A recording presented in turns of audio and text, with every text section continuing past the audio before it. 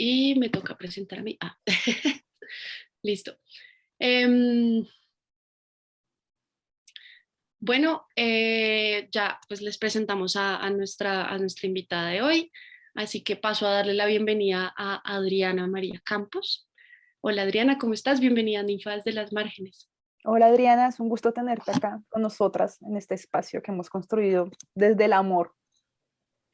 Hola, muchas gracias por la invitación. Es un placer estar con ustedes en este espacio y también un placer hablar sobre Berichá y sobre la literatura indígena contemporánea que he venido trabajando en los últimos años. Y que va a ser todo un Entonces, descubrimiento, no solamente para nosotras dos, sino para nuestro público, porque como hablábamos con Laura, esto es algo, un si vacío eres, también muy grande. Sí, sí, y pues no es tan fácil encontrar con quién hablar de estos temas, así que agradecemos mucho tu tiempo, la verdad. sí, les agradezco mucho, Vanessa y Laura. Listo, entonces voy a zambullirme de una vez en la primera pregunta y es, ¿cómo llegaste a investigar sobre literaturas indígenas y pues en cuáles te has especializado y por qué? Es como con lo que nos gustaría empezar. Yo llegué a investigar literaturas indígenas desde el 2009, más o menos. Em, entonces empezó con un proyecto em, para el Instituto Pensar y Conciencias en el marco de una beca de investigación que tenía de jóvenes investigadores. Y entonces yo había venido también trabajando Caribe y quería unir como los dos trabajos que había venido haciendo, que era como currículo propio en comunidades indígenas, pero también la literatura Caribe. Entonces, ese punto lo encontré con la literatura guayú y desde ahí empecé a trabajar literatura guayú, pero como ustedes los decían, cuando uno empieza a trabajar literatura guayú, pues es todo un mundo, un mundo que es muchas veces extraño y ajeno para uno, y entonces me parecía más fácil trabajar narrativo. Entonces yo empecé trabajando cuento, sobre todo. Empecé trabajando algunos escritores guayú, como Miguel Ángel Gusarayú, que escribe como en los 60, y también Cilia Simanca, que es muy famosa por sus cuentos pues muy de denuncia y muy conectados con lo legal, pues en su rol como abogada, y con Vicenta María Siosi. Pero empecé trabajando con Miguel Rocha. Entonces Miguel Rocha era mi director por el lado de la maestría en literatura que estaba haciendo también en ese momento, y estaba haciendo la tesis, y entonces uní como las dos partes, el proyecto para el Instituto Pensar y la tesis. Y entonces tuve la fortuna de contar más o menos con tres directores. Uno fue Miguel Rocha y la otra fue Carmelita Millán, y el otro fue Eduardo Restrepo. Entonces, los tres con visiones muy distintas, pero entonces Miguel Rocha me presenta, yo empiezo a trabajar con él, y pues por el tiempo que tenía como joven investigadora, tenía mucha disposición para ayudarle en los eventos que él ha hecho ya desde hace casi 20 años. Entonces, en uno de esos eventos, él me presenta a Miguel Ángel López Hernández, que es el escritor que inventa Vito Apchana. Y Vito Apchana es un escritor, un heterónimo, un escritor ficticio que nace en los 90. Y a mí se me hizo tan extraño que unos lo saludaban como Vito Apchana y los otros le decían Miguel Ángel. Y entonces yo no entendía al final cómo era que se llamaba. Y después me lo presenta Miguel Rocha, y me dice, él te puede ayudar con tu tesis, como a explicarte cosas de Husayuyan. Y entonces yo empiezo a encontrarme con él, a ir a almorzar, a veces lo acompañaba a algunos eventos, al escritor, a Miguel Ángel, y, y termino haciendo mi tesis sobre él, porque pues eh, me causaba mucha curiosidad su obra, la forma en que estuve en el anonimato por 10 años, y empiezo a trabajar, como ya había leído a otros escritores, pues empiezo a trabajarla a partir de los otros escritores. Y entonces me especialicé en literatura guayú, y, y- pero me hacía mucho ruido los diferentes voces de Miguel Ángel, el nombre de Vito Apchan y demás. Y entonces yo le comento a Carmelita y Carmelita me dice, eso es un heterónimo. Y entonces explora por ahí y yo descubro pues el primer heterónimo en la literatura indígena contemporánea, porque casi siempre se piensa que son el nombre étnico, no, no que es un nombre inventado. Y en este caso es un nombre creado para esta poesía que es muy tradicional y que se distancia mucho de su creador, que es un gestor cultural y político y demás. ¿Qué nota? O sea, muy chévere también que hayas tenido la oportunidad como de encontrarte con un escritor que está vivo, ¿cierto? Porque existe mucho esta tendencia en literatura de investigar a la gente muerta y como que esa es la que se permite uno investigar porque ya está todo hecho, pero qué chévere que hayas tenido la oportunidad de investigar a alguien con quien además tuviste contacto en medio de todo. O sea, qué envidia, me da mucha envidia. Un Muy chévere. acercamiento Sí, muy, muy grande y eso claramente te permitió ahondar más profundamente en su proceso creativo, en su creatividad misma como escritor. pues es un escritor pues, bastante hermético para haber estado en el anonimato por 10 años. Es muy hermético, pero entonces empezamos a establecer como una amistad. Como yo no lo estaba investigando a él, pues yo llegaba de un modo muy inocente. Y ya había leído algunos de sus poemas, pero pues me parecían muy bellos, pero muy difíciles de analizar, a pesar de que son poemas como muy conversacionales, muy cercanos, pero entonces me parecía difícil. Y nos hicimos amigos, y entre conversaciones y explicaciones, él me explicaba cosas del mundo guayú, me explicaba cosas de los otros autores, pero sí, yo termino investigándolo a él y después, y entonces nos hicimos amigos ya hace, ya desde el 2010, ya hace como desde el 20 años, 2009, sí, más de como 20 unos años. 12 años. Entonces, y también me especialicé en literatura mapuche y me empezó a llamar mucho la atención el debate de lo indígena en la literatura. Entonces, hay como un debate sobre el nombre, de cómo llamar las literaturas indígenas, pues por la carga colonial que tiene el nombre de lo indígena, y si llamarles literaturas o no.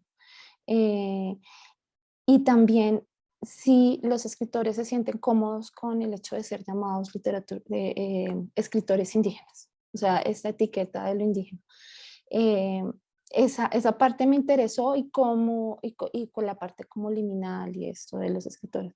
Pero entonces, sí, claro, no solo trabajar con Miguel Ángel, sino trabajar con el mismo Miguel Rocha y conocer muchos escritores en medio de los eventos que hacía Miguel Rocha, ayudarle a moderar algunos de los eventos, a montar otros, a estar trabajando con los escritores, pero pues de modo como muy tranquilo y muy cercano. Era como, está en Bogotá hoy, ¿por qué no lo acompañas a almorzar? O lo llevas que hoy quiere comprar tales cosas. Entonces, yo entré como de ese modo muy inocente en la literatura indígena y empecé a conocer a varios de los escritores y también a conocer muchas de las amistades que se tejían entre ellos, porque es casi que un movimiento transnacional. Entonces se encuentran en diferentes ciudades, en diferentes eventos.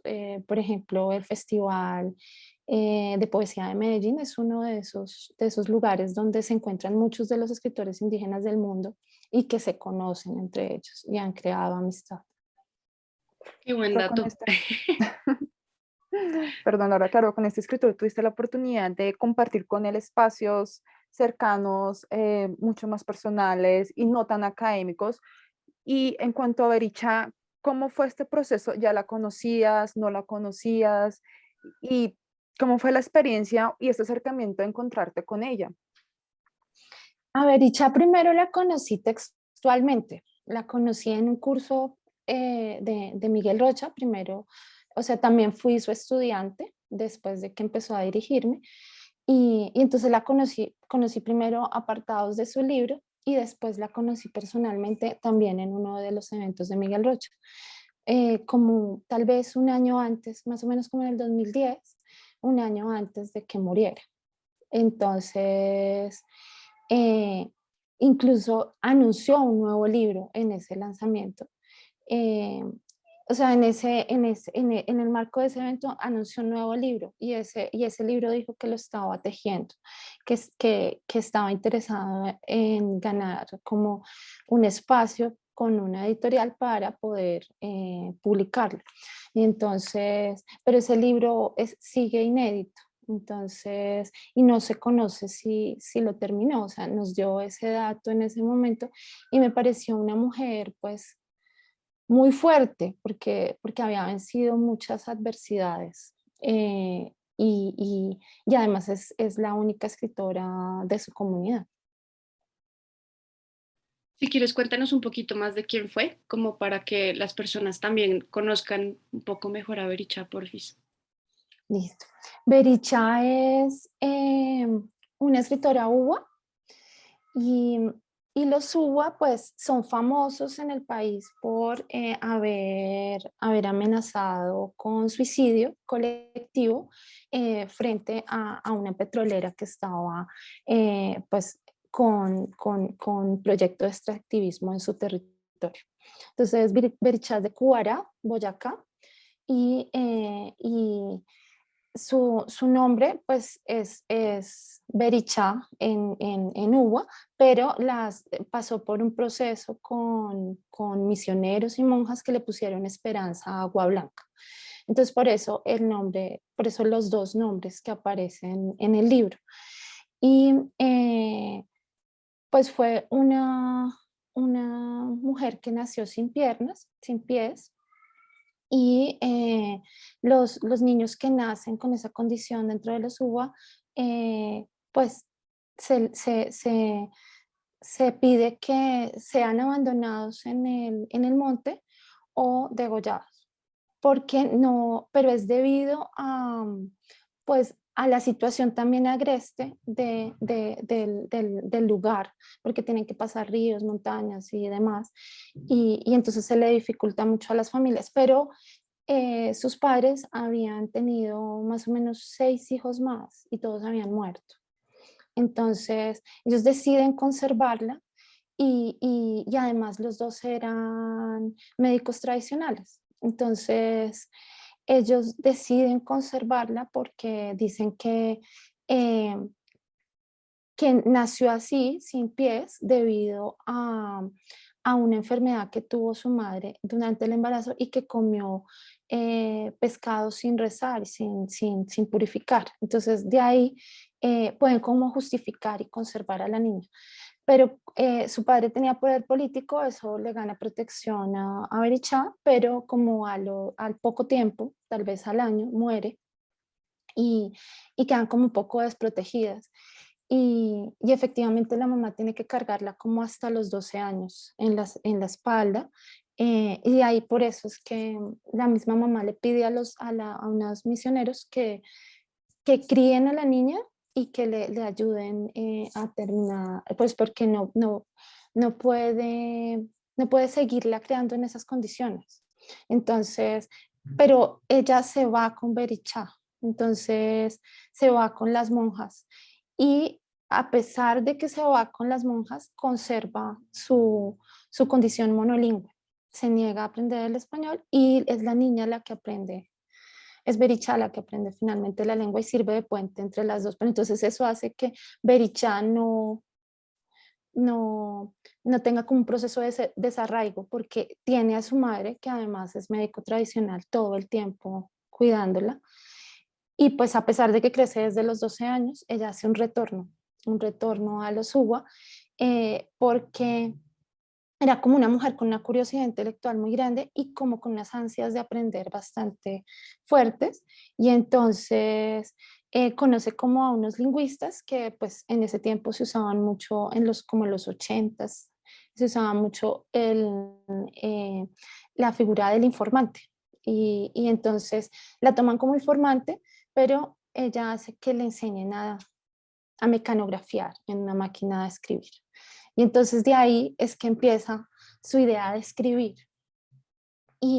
pero a escondidas de las monjas, porque las monjas pues les permitían aprender hasta cierta parte, pero de ahí ya no más. Entonces, después, por esa misma interacción con los lingüistas y demás, empieza a conocer que puede tener como unos cursos de liderazgo social y demás. Entonces, y de cosas comunitarias. Entonces ella se mete a estos cursos, las monjas se molestan, eh, y, pero de todas formas ella sigue adelante y dice, no, es que las monjas no quieren que nosotros tengamos alitas para volar. ¿Sí? Que entonces, y de ahí eso marca como su retorno, porque habían empezado a ponerla a que dictara clase y ella ya había empezado, o sea, ella caminaba por sí sola y había empezado a dictar clase. Entonces ella eh, funcionaba como una especie de profesora, pero sin sueldo, y después con un sueldo muy básico, y ella después accede como a tener el lugar como, como profesora departamental. Pero entonces todo eso fueron luchas paulatinas por acceder a lugares como profesora, a lugares como activista, y luego hace un retorno a la comunidad y empieza a trabajar por su comunidad y también hacer como procesos de alfabetización y demás. Y entonces caminaba pues en las partes donde podía caminar y después, por ejemplo, si tenía que atravesar un río, era cargada. Entonces todo, y así teje el libro de Tengo los pies en la cabeza, lo teje de esta manera, haciendo como también una investigación entre los mayores UBA en distintas partes del territorio, pero también en unas partes cargada, en otras partes caminando y pues como en un esfuerzo bastante grande, sobre todo físico. Y esto me lleva a preguntarte, ¿cómo fue ese retorno desde la comunidad? O sea, a ser, digamos, excluida por su condición, digamos, que fue de cierta manera distanciada también. Ella decide retornar, pero la comunidad, ¿cómo la recibe? ¿Cómo la tomó? ¿Cómo fue este proceso entre ambos lados?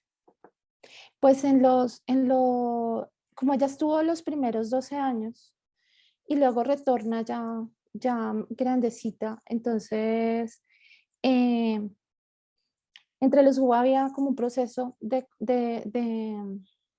reclamo territorial, de tratar de proteger el territorio de los colonos,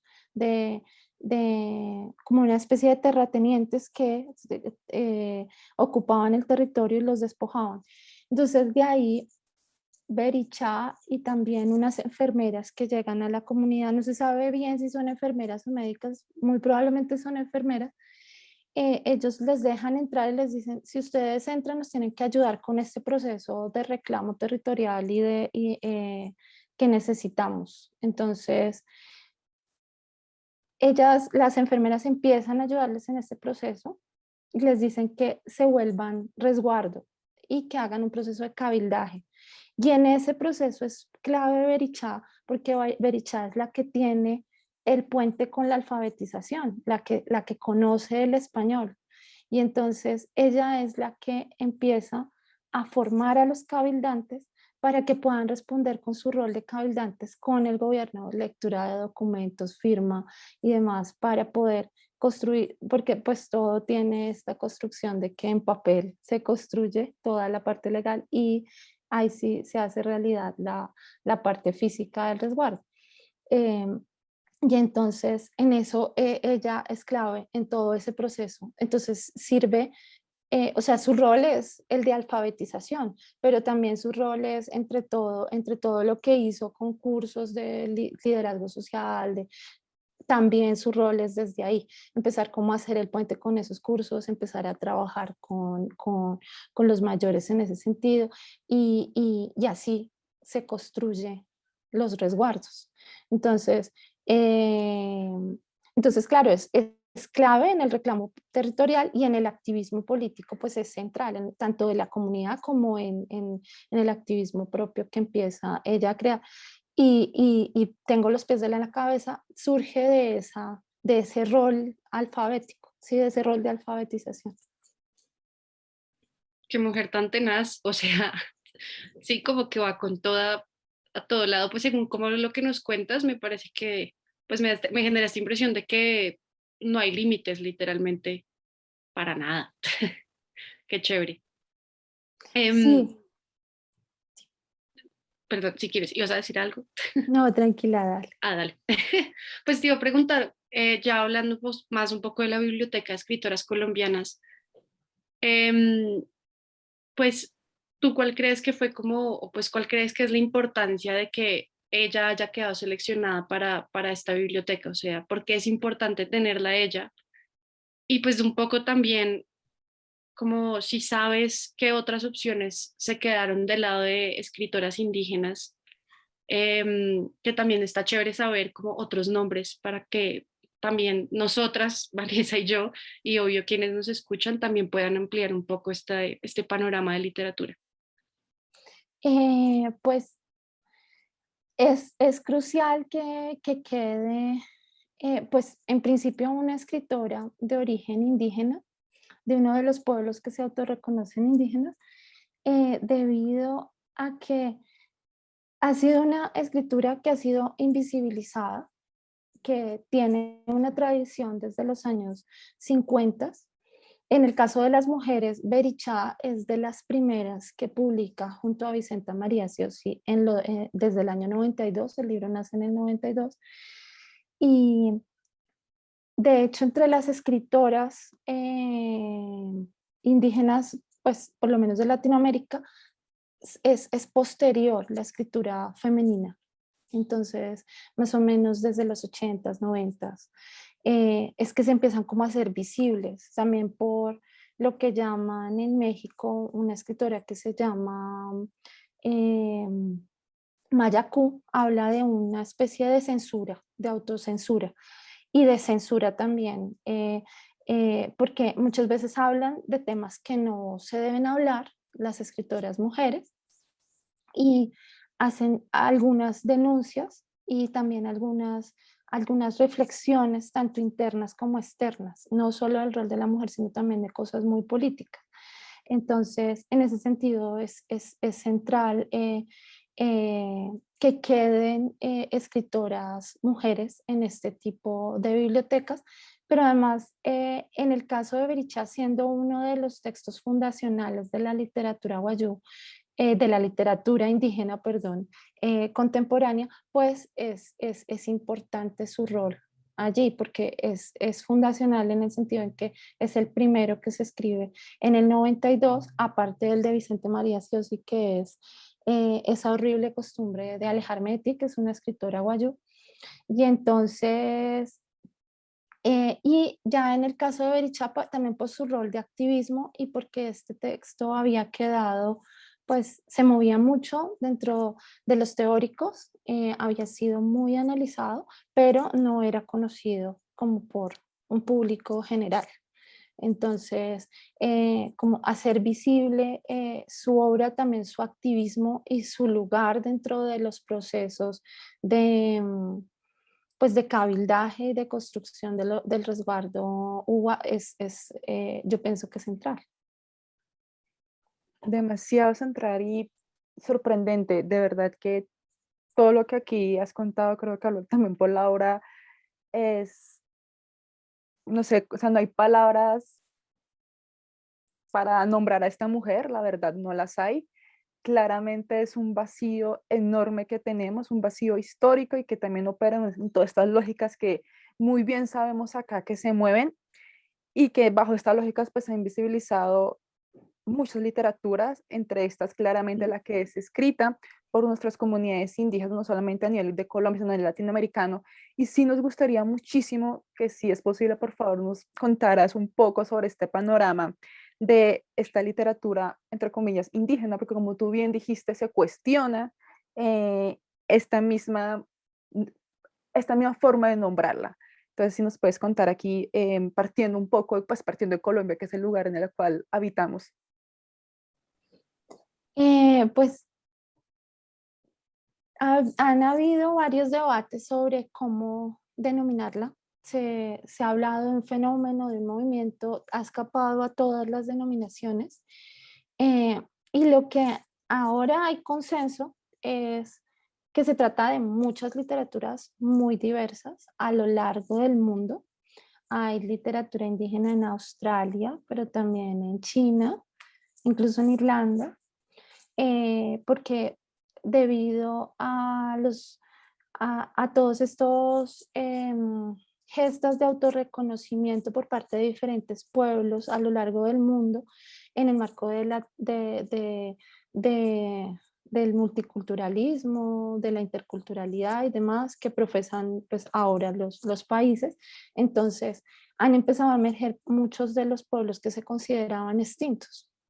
Entonces, de allí que los que ya pues se habían resistido a ser invisibilizados y como los wayú, los mapuche y demás, o los maya, pues se visibilizaron aún más con sus literaturas, pero además los que no estaban como en el panorama mundial y se consideraban extintos empiezan a emerger.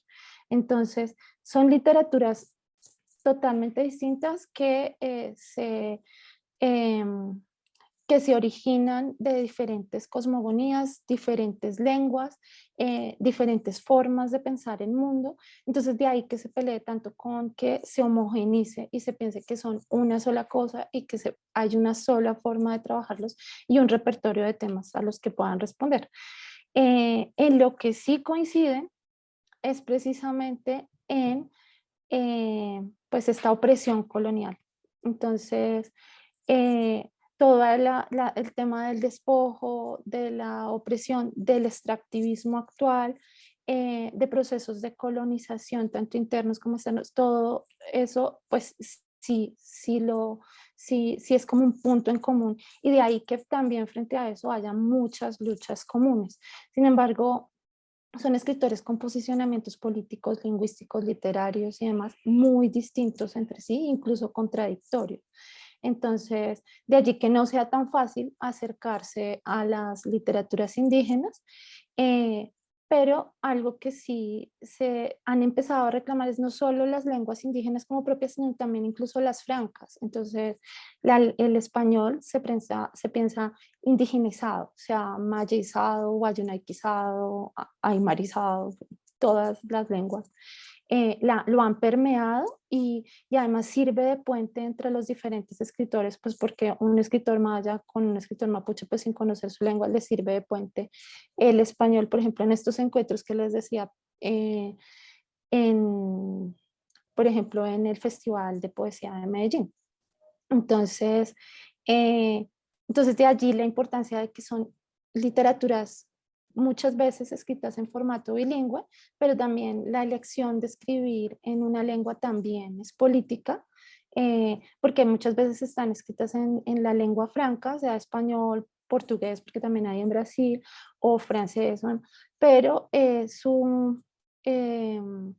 pero tienen palabras en lengua, en la lengua local, ya sea maya o la que sea. Entonces, y esas palabras tienen mucho peso significativo dentro del texto y hace que no solo puedas leer así esté en español, tienes que leerlo en clave, en las claves del pensamiento, de esa cultura, de la forma de ver el mundo, de la cosmogonía y demás. Ahí me generó una duda muy de forma, la verdad, em, y es si estos escritores están incluyendo igual palabras en su idioma que no sean traducibles a la hora de, pues pensando como en literatura chicana, que es escrita en inglés y en español al tiempo, pero pues ya en versión, no sé, guayo español o maya español o algo por el estilo. Sí, como te decía, el cuerpo está, por ejemplo, en español, por ejemplo, en el caso de Vito Apchana o David Añiñir, que es otro escritor mapuche, ambos incluyen palabras de su lengua. En el caso de Vito Apchana, eh, palabras en guayunayque en un cuerpo en español, y en el caso de David Añiñir, palabras en mapudungún escritas en un cuerpo en español. Y a pesar de que colocan un glosario, se queda corto, muchas palabras son intraducibles y la traducción que dan, pues tampoco son como tan amables con el lector. Entonces son como, te explico hasta acá, pero no todo. Incluso David Añinir, que es un poeta mapurbe, un poeta urbano, que se reconoce como con varias identidades, desde lo popular, escribe desde el rock, el punk, pero también tiene muchas referencias a la literatura pues, que consideramos como clásica. Entonces, y literatura chilena y demás. Y entonces él en el glosario dice, pues se entiende, ¿no? Algo así como, bueno, ¿para qué me preguntan? Ay, se entiende. Pero hay unas que ni siquiera traducen. Entonces, o sea, se nota que es como una respuesta a la editorial. Bueno, pues es que se entiende. Y además porque él hace neologismos también, que conjugan palabras en mapudungún y palabras en español. Entonces, por ejemplo, flaite dungun. Entonces, él habla flaite, pero también está no, el mismo neologismo de mapurbe, que es el nombre de de su, perdón, es el nombre de su poemario. Entonces, también allí está puesta esa parte. Entonces, pero por otro lado, hay poemas completos que dicen que son intraducibles. Entonces, por ejemplo, me acordaba ahorita oyéndote de Humberto Acabal, eh, que tiene poemas de cantos de pájaros, por ejemplo. Y dice, este poema no es para entenderlo, sino para escucharlo, porque es intraducible. Qué lindo. También en parte porque es un poco como esta obligación al lector de literalmente un poco de colonizar el pensamiento, de pensar que todo tiene que estar en español o en portugués o francés o pues sí, como en estas lenguas que se tomaron el mundo prácticamente en la colonización Las lenguas para coloniales. volver, exacto, para volver un poco como al, venga, pero es que aquí hay otros idiomas, aquí hay otras comprensiones de mundo, aquí existimos de otras formas que no solo son las que nos impusieron de alguna manera y pues que para nosotras en nuestra generación ya es como más naturalizado, pero pues no es el caso de muchas otras personas en Colombia, en México, Argentina, Chile y demás. Y eso me lleva un poco como a algo que Vanessa y yo nos preguntamos mucho mientras estábamos planeando como este podcast de cómo ha sido ese proceso para ti de acercarse, porque pues obviamente lo que decías muy al principio, cuando empezaste con la literatura guayú, es, bueno, pues entonces me encuentro con que es un mundo muy distinto al que conozco. Entonces, ¿cómo ha sido ese proceso? No solo desde lo intelectual, sino también desde lo sensible a ti, cómo te ha tocado como persona el conocer estas nuevas cosmogonías, idiomas, pensamientos y formas de crear literatura también. Pues yo pienso que para mí ha sido una forma como muy empírica de acercarme, también como digamos, como se podría pensar muy inocente, porque no lo hice a partir, por ejemplo, de la etnografía, que era la que me pedía, por ejemplo, Eduardo Restrepo. Eh, yo me oponía, me puse desde siempre a hacerlo etnográficamente, o sea, no quería hacerlo así y después hice un curso de etnografía y decía, tal vez por la forma en que empecé, que fue como conversando, entendiéndolos como pares, aprendiendo también de ellos, o sea, todavía yo me encuentro con Miguel Ángel López, que es Vito Apsana, también con Freddy Chicangana, y ellos me explican cosas. Con Estercilia Simanca, que es esta escritora que te digo que es muy frontal que es abogada.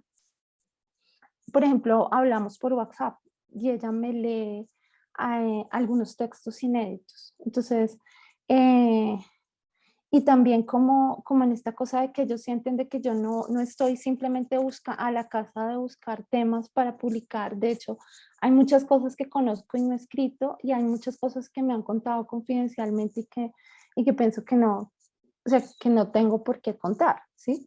Entonces, en esa confianza como de amistad, también de pares como intelectuales, hay cosas que yo consulto con ellos. que incluso me consultan en mi rol de investigadora allí y profesora del Instituto Caro y Cuervo, y ellos me explican, me dicen, y entonces como en ese rol de pares, una cosa muy horizontal, pero también de mucha amistad, ha hecho que, que, que mis investigaciones sean como distintas. Entonces, alguna vez me encontraba con un investigador que se llama Camilo Vargas, y él me decía, pero cómo es que investigas? ¿Cómo es que llegas aquí? ¿Cómo es que logras entrar en los textos de una forma como tan cercana? Eh, y cuando presenté la tesis de maestría fue igual, fue como, de hecho el reclamo fue algo así, y me decía una de mis jurados, pero es que aquí se nota que usted sabe más de lo que contó. Y entonces la otra jurado le decía, pero es una tesis de maestría. Lo que ella sabe sería para una tesis doctoral y tampoco tiene por qué contarlo todo. Entonces, sí, o sea, no, hay una cosa de extractivismo muy fuerte en las comunidades, que también es intelectual, y entonces se cierran de algún modo cuando sienten que uno está a la casa de tema, de publicación y de crearse un nombre pues a costa de la comunidad. Eh, y entonces con los escritores también pasa lo mismo. Entonces eh, uno encuentra como esa parte en que se cierran con si sienten que uno está tratando de colonizarlos, de sacarles información, de verlos como una ventanita para entender el mundo indígena, como si estuviera congelado en un cierto tiempo. Entonces, desde mi sensibilidad que me preguntabas, yo pienso que, que es ver o sea, entender, por ejemplo, muchas de las comunidades locales y de los grupos minoritarios como personas y pares. Y yo lo entendía también desde mi hermano. Mi hermano mayor tiene discapacidad intelectual leve, eh, y ha sido una lucha, pues, probar que es discapacitado. Es curioso que uno tenga que probar que es de una minoría. Entonces, si eres indígena, tienes que probar que eres indígena; si es afro, tienes que probar que eres afro; si eres discapacitado, que eres discapacitado; o sea, cualquiera, para ganar alguna de las cuotas o incluso derechos básicos. Entonces, desde allí, yo pienso que esa ha sido también como mi sensibilidad, mirar, que me hace ruido esa parte del autorreconocimiento. Entonces, eh, por ejemplo, una de las cosas con las que yo decía, pero ¿por qué? Eh, Era que me decían, pero ¿tú te reconoces indígena? Y yo, pues sí, pero porque tengo que probar algo que no me interesa probar. Sí, y no es que no me interese porque no piense que tiene importancia, sino porque tiene que estar uno en esas cotas de probar cosas.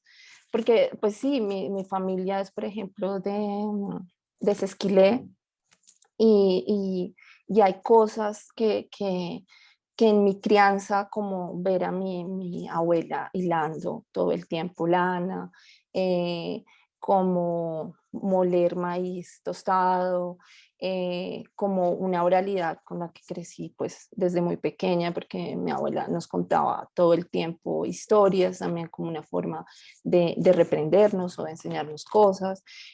También el uso eh, de muchas plantas y demás con las que fui criada. Yo, por ejemplo, nunca pasé por un hospital, entonces, de pequeña. Entonces, pero yo sentía que no tenía por qué probar eso, o sea, no, ni contarlo, ni decirlo, ni por qué decir que porque estaba trabajando literatura indígena, era porque sentía que sí tenía un pasado muy grande, pero no. Claro, hay muchos que pasaron a ser asimilados como campesinos vecinos y que el rastro de encontrar la conexión es más difícil. Y siento una conexión pues casi que natural, pero no sentía que la tenía que probar. Totalmente de acuerdo. Eso me lleva a mí a pensar un montón de cosas también de mi familia, pero sí quiero hacerte la siguiente pregunta. Y esto nos has nombrado aquí una serie de escritoras y escritores de diferentes lugares del mundo, no solamente Colombia, entre comillas, porque obviamente todo esto es completamente nombres en constante cuestionamiento. Y con Laura también nos preguntábamos mucho, dentro de todas tus investigaciones, pesquisas, encuentros, desencuentros con libros, ¿qué autor, qué autora te ha marcado demasiado y que digas, mira, este libro o este escritor, esta escritora es indispensable, no solamente para descolonizarnos, porque claramente estamos atravesados por unas cuestiones coloniales y desnaturalizarlas es un largo proceso, pero que también nos digas como, mira, esto es algo que necesitan tener en su biblioteca, sí o sí. Pues han sido varios y pues como la literatura indígena es tan diversa, pues el primero que mencionaría sería el de Víctor Chan, que sería Contrabandeo Sueños con Arijunas Cercanos, que es el que nace en el 92 y con el que nace el escritor ficticio. Curiosamente nace en el mismo año que el libro de Berichá. Entonces, ese por una parte. Por otra parte, uno que como que lo descoloca a uno y siento que es central también en entender luchas muy parecidas a las de Berichá sobre el territorio, despojos y también como historias muy dolorosas de saqueo, por ejemplo, de cementerios y demás, es desde el fogón de una casa de putas Huiliche, que es un libro de Graciela Huinao, escritora mapuche. Ella es poeta en principio, pero después se aboca como por la narrativa, pero es una narrativa muy híbrida en la que se encuentra poesía, ensayo, historia, y el libro cuenta por, como, por personaje. Entonces, primero, cada puta y segundo, los clientes. Pero entonces es un prostíbulo bastante, eh, digamos que diferente, porque se rige por los códigos mapuche. Entonces, códigos de intercambio. Entonces, por ejemplo, los clientes llevan gallinas, hay un fogón en la mitad del prostíbulo donde se cuentan historias, entonces está también la oralidad, entonces ese fogón que es central en la oralitura, en la oralidad escrita por los autores, esa memoria colectiva, entonces está en el centro. Y también la comida. Entonces, todo el tiempo se está cocinando y se cocina comida tradicional, se hacen rituales incluso antes de empezar como los encuentros sexuales, pero entonces como una especie de un reducto mapuche después del despojo huiliche. Los huiliches son mapuche de la parte más sur de Chile y entonces después de sufrir el despojo por parte de los alemanes, pues auspiciados por el gobierno chileno, entonces tienen que entrar en las ciudades. Y entonces en ese momento histórico es que está contada esta novela. Y esa es una de las que me ha llamado mucho la atención porque es como que conjuga muchas cosas, tanto tradicionales como también unas críticas muy grandes, por ejemplo, que la prostitución no es mapuche, no estaba, pero que como que se apropia como para, como un lugar desde el que la mujer puede resistir y también retornar a lo mapuche y conservar y intervenir de algún modo también en esa parte en que los mapuches estaban tratando de sobrevivir al despojo y de entrar, porque además les toca construir las ciudades que, de los alemanes, que eran los que los habían despojado, y entrar a ser pues sus obreros, sus constructores, sus empleados, sus nanas y demás. Súper, muchas gracias. Yo estaba así como embobada escuchando toda la mañana, porque siento que nos has contado tantas cosas que creo que de nuevo voy a hablar por Vanessa, me voy a aventurar aquí de que son muy nuevas incluso para nosotras.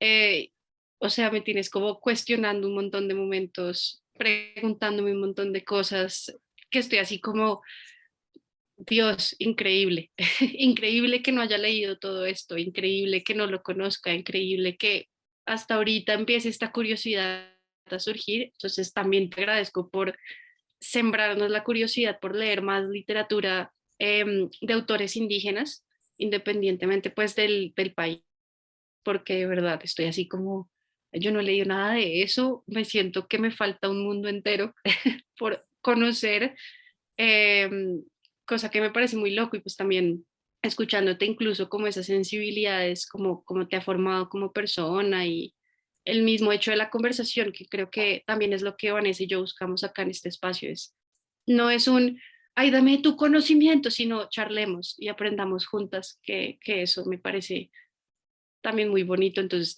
yo creo que estoy más embobada toda esta, no voy a estar todo el día así como, No, yo estoy igual que Dios. Laura, de ver, y con un montón de preguntas que yo sé que el espacio no da, preguntas pueden parecer estúpidas, superficiales, hasta complejas, pero que también son, como dice Laura, este desconocimiento tan profundo que hay por múltiples razones que puedo entrar aquí a discutir, porque seguramente que las hay, y de verdad, pues es que no hay palabras, o sea, es que no hay palabras para esto, o sea, es que no hay palabras para decirte todo lo que Laura y yo estamos sintiendo en este momento contigo.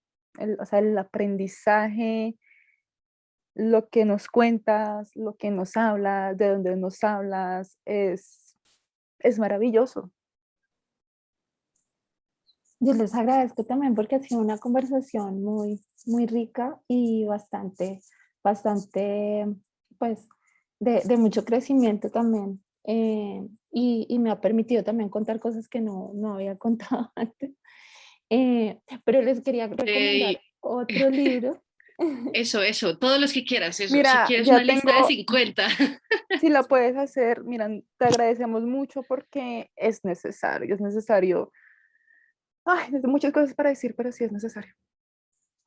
Está el libro de Cocompes, que es Los secretos del abuelo. Ese ha sido publicado acá en Colombia y, y Los secretos del abuelo es un libro como de formación de un especialista de la palabra maya. Entonces, lo eligen cuando es pequeño, más o menos 12 años, por medio de un grano de maíz, que es la semilla de poder, y de ahí le pasa por un proceso de formación desde escoger el nombre de mano de los pájaros, aprender a soñar, porque el sueño es como un espacio de aprendizaje en muchas de las comunidades indígenas y no en todas, y un espacio de intercomunicación.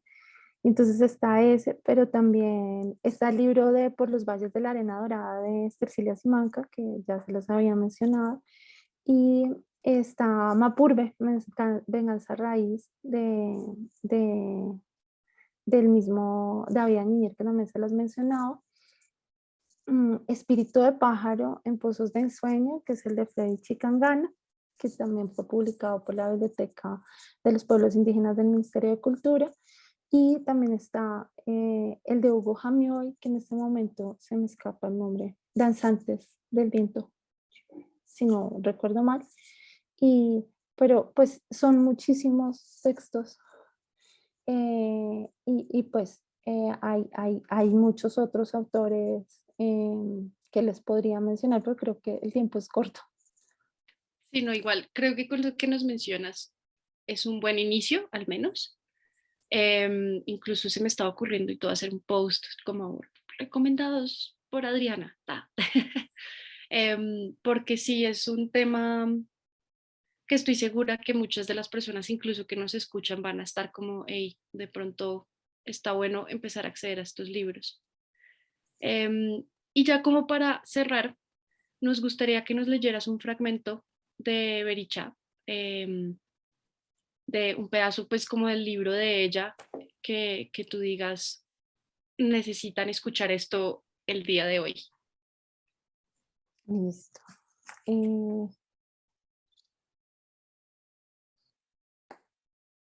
este momento se me cerró el libro, pero ya lo ubico. Tranqui.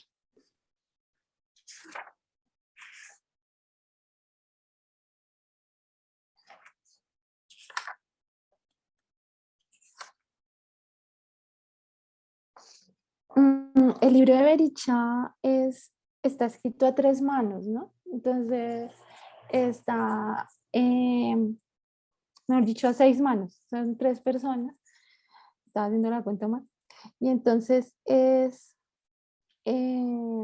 está ilustrado por su hija Luceli, que fue adoptada y que era muy niña en ese momento, y por su madre. Entonces, su madre le cuenta como toda la parte de los relatos de origen, también toda la parte de las tradiciones, y es desde allí que se teje la mitad del libro, porque la primera mitad es como más autobiográfica, pero también en medio de todo este movimiento de activismo de Berichá. Entonces, es muy híbrido. Entonces, la última parte dice: nosotras somos 3, formamos una familia. Nuestras vidas están llenas de historias tristes y alegres, pero hoy me siento realizada. He tenido mejor suerte que cualquier otra indígena uva, porque aunque me falten los pies, no me falta la cabeza. Y lo que he obtenido en los últimos años compensa mis sufrimientos y angustias. Si una puerta se me cierra, pronto se me abren 2 o 3, gracias a Cira y a todas las amistades que se me han presentado en el mundo de la civilización. Entonces, Qué Cira lindo. es como el ser primigenio principal entre los Uwa, y del que también hay un relato dentro de los textos. Y pues la figura de los pies de los pies en la cabeza, que está en el título del libro, que también es central en la literatura indígena, porque es como otro tipo de mirada con otro tipo de mirada, primero hacia el pasado, o sea, no es una mirada hacia el progreso, sino al pasado, hacia la memoria, pero también es la figura de estar pensando con los pies. Entonces, como tener ese arraigo en la tierra también. Y creo que Re lindo. escogiste perfectamente como un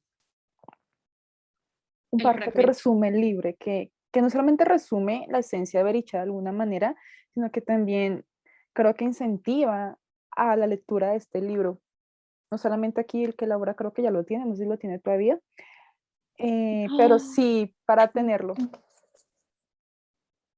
sí, Que les- yo lo tengo en mi lista de las siguientes Sí, compras porque en la feria del libro era difícil comprar todo lo que quería, obviamente. Pero ahí lo tengo porque yo sí tenía claro que quería el de Teresa y el de Berichá. Estaba así como, yo quiero estos 2 libros, no creo que yo importa voy a lo que comprar tenga que el hacer. de Teresa. Laura sí me había dicho desde la feria del libro, tienes que tener el de Teresa, que ya lo compré, y tienes que tener el de Berichá. No sé cómo lo vas a hacer, pero tienes que tenerlo, y Laura me ha venido hablando de Berichá los últimos 3 meses, todos los sí, días. lo publicó la editorial Monigote, porque pues se dividieron como entre varias editoriales para poderlos difundir, para que no pasara esto de la Biblioteca de los Pueblos Indígenas, que no quedó para ser comprada, solo Ujú. se puede descargar. Pero pues ese también es un dato, se puede descargar toda la Biblioteca de los Pueblos Indígenas en el Banco de la República. Sí, Muchas digamos que gracias eso por es ese dato. bueno de las bibliotecas que ha sacado el ministerio, pero también está chévere esa alianza con las editoriales, porque también es eh, darles una vida más larga incluso, Ujú. una difusión más amplia también, que eso Y también es permitir también que las tengan dentro de sus bibliotecas a exacto. los diferentes Total, lectores. tenerlos en físico, que es distinto, pues hay quien sí le gusta leer virtual, hay quien no, entonces No, y a veces toca porque realmente comprar libros, pues, también es caro. son costosos y hay que aceptar. O sea, los son y no, a veces quisiera comprar todos los libros de la vida, pero el presupuesto no alcanza, así que toca también a veces irse a estos lados digitales, aunque no gusta mucho, pero alivia el bolsillo. Sí. Total. Y además en la literatura indígena es una forma de acceder a muchos textos que pues se mueven mucho dentro de los países, pero no se mueven tan fácilmente en otros. Es muy cierto, es totalmente cierto. Justamente ahorita estaba buscando el desde el fogón de una casa de putas de Huiliche, ya lo encontré. Esto no lo dan, pero bueno. Pástamelo. No, es que antes de que se me olvidara, porque yo sé que este libro, conseguirlo físicamente aquí en el país, no va a ser posible. O Es sea, difícil. ni de segunda ni de primera va a pasar. Al menos que lo traigas, a menos que lo pidas y eso pues sube costos, obviamente, y además no todos estos cuestiones como busca libre y no lo maneja tampoco. Entonces ya acabo de cometer la ilegalidad del momento que queda aquí en secreto, pero sí. Hay uno que sí se consigue acá de una escritora mapuche que es Brotes y cenizas de luna, de Rayen Cayenne. Uy, espera, un momento. Yo también estoy acá escribiendo, tengo una lista. No, yo sé que la verdad va a tener que pasarme eso porque mi letra es horrible, aunque yo escrito, aunque yo lo acabo de escribir, sé que no voy a entender nada, así que Laura, sabes que tienes que pasarme. Ese lo publicó Lobo Blanco acá en el país Ok, hace poquito. listo. Anotado. No, pues ya nos queda agradecerte de nuevo Infinitamente. infinitamente por acompañarnos hoy, por contarnos desde tu parte intelectual y desde tu parte sensible toda tu experiencia y conocimiento sobre diferentes literaturas indígenas y también por literal abrirnos un mundo nuevo que no hemos explorado, creo que ninguna de las dos suficiente. Y pues también por hablarnos de Berichá, pues que es quien nos convoca hoy, pero quien nos permitió tener una excusa para ampliar la conversación a muchos otros aspectos que también son necesarios charlar en un espacio como este de Ninfas de las Márgenes. Muchísimas Muchísimas gracias. Laura y Vanessa por invitarme. Fue un placer conversar con ustedes. Ya sabes que esta es tu casa cuando quieres venir a echar chisme, cuando quieras hablar, no sé, sobre lo que quieras hablar, no solamente a nivel de podcast, sino a nivel de vida humana. Si algún día también quieres hacer un live con nosotras desde nuestra página de Instagram, mira, tiene las puertas abiertas siempre, siempre, siempre. Y siempre también desde el cuestionarnos este mundo a veces tan colonial que tenemos. Será un placer y estaré pendiente de invitarlas y de invitarnos y que me inviten Mutuamente. también. Súper. Muchas gracias. Tal. Voy a poner a